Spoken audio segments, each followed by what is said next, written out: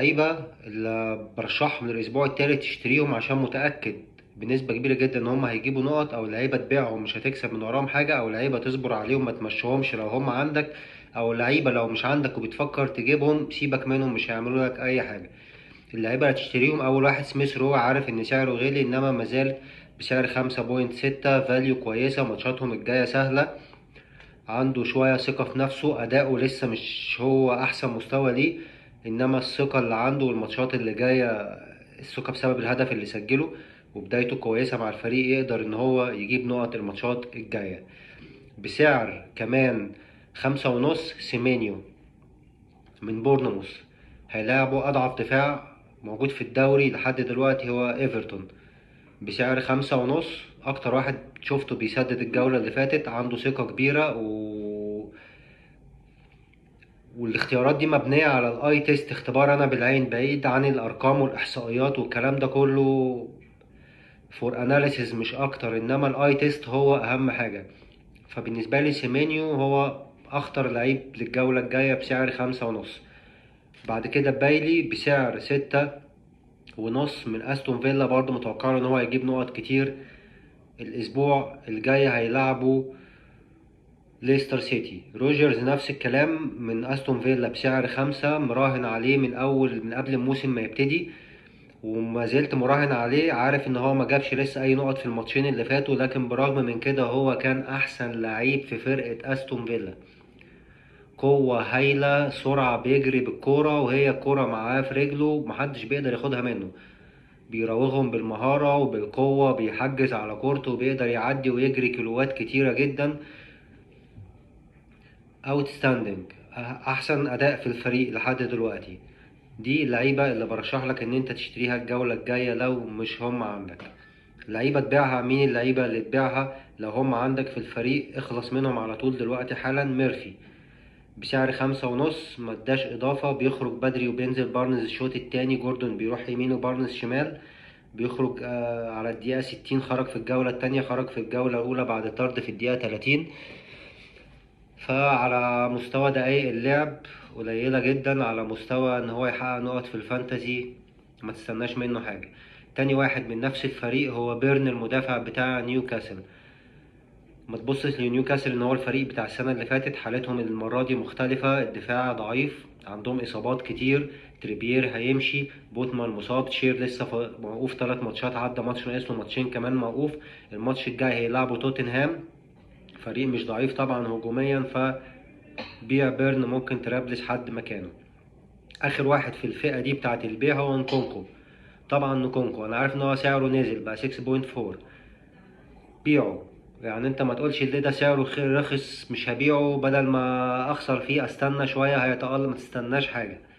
دقايق اللعب بتاعته هتبقى قليلة جدا. بينافس في المكان رقم 10 جواو فيليكس وبالمر، وبينافس في لو هيلعب راس حربة بينافس جاكسون، لو هيلعب ناحية الشمال بينافس نيتو، بينافس هاوسبري هول، وبينافس يعني في كل مكان بينافس حد في دقايق اللعب بتاعته اللي هو يقدمه، غير ان هو لسه بيبني الفيتنس بتاعته بسبب الإصابة الطويلة من السنة اللي فاتت. كل اللي بيعمله كونكو الفترة دي ان هو بياخد باله ان هو ما يتصابش تاني. دي فئة اللعيبة اللي انت تبيعها، اخلص منها. طيب لعيبة لو هم عندك في الفريق تعمل فيهم ايه؟ تسيبهم زي ايزي، عارف ان هو ما جابش حاجة، محققش نقط في اول ماتشين بس لسوء الحظ مش اكتر.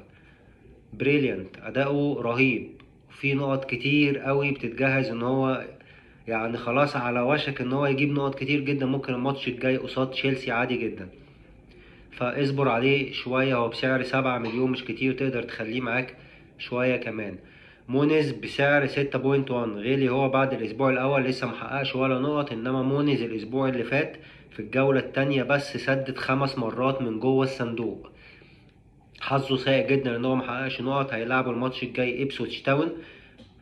برشح لك مونيز ان انت سيبه عندك، لو هو في الفريق عندك ما تمشيهوش الجولة دي، اصبر عليه شوية كمان. اخر واحد في الفئة دي ان انت تصبر عليه هو ايزاك بسعر 8.5، سعره كتير. الماتش الجاي على ملعبه هيلاعب توتنهام، عارفين ان هو مش قوي قوي دفاعيا، يقدر ايزاكي يلاقي مساحات. نيوكاسل كمان ما كسبش الماتش اللي فات، فرايح قصاد جمهور هيحاول يعمل حاجة، ممكن يعملوا اداء ايجابي. ماتش توتنهام ده هما بينتهي دايما بسكور كبير. مرة توتنهام كسبهم 4 اخر مرة، نيوكاسل كسبهم 4 في اخر مرة، المرة اللي قبلها توتنهام هو اللي كسبهم 4. فلو حصل تاني سيناريو ده طبعا ايزاك هيكون ليه دور كبير في الاهداف، اصبر عليه شوية. بعد كده فئة اللعيبة اللي انت تتجنبها تماما. لو انت مثلا بتعمل وايلد كارد او انت عندك ترانسفير بتفكر تجيبها، تجنبهم جميعا. تريبير هيمشي خلاص بنسبة يعني 95% هيمشي، عايز يسيب الفريق واحتمال يروح ايفرتون. ووكر انا عارف ان هو خلاص ابتدى بيريكفر وانت ممكن تجيبه معاك عشان يخش الماتشات الجاية. ووكر عنده ريسك ان هاري لويس بيلعب حلو جدا، والموسم اللي فات كان ووكر هو اللي بيقعد ورا مع الاتنين مدافعين، وجفارديول هو اللي بيزيد من ناحية الشمال قدام. دلوقتي عشان ووكر مش موجود، جفارديول هو اللي هو مستني، وريكو لويس هو اللي بيخش قدامه بيعملها حلو جدا جدا جدا، احسن من ووكر بكتير، واحسن من جفارديول وهو بيعملها ناحية الشمال. فعندك ريسك شوية في ووكر ان هو ممكن يبقى عنده روتيشن مش هيستحوذ عليها زي الموسم اللي فات.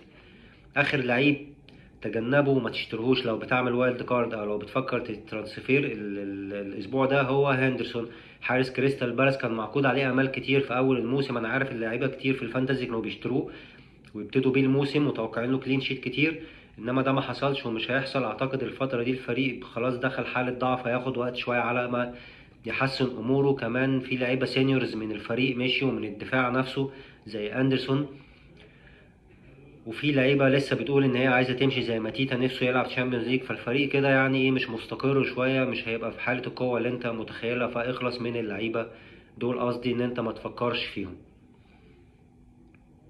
يا رب الفيديو يكون عجبك، اعمل لايك وسبسكرايب. اللايف بتاع كل اسبوع هيبقى يوم الجمعه الساعه 10 بالليل، استنوه. شكرا.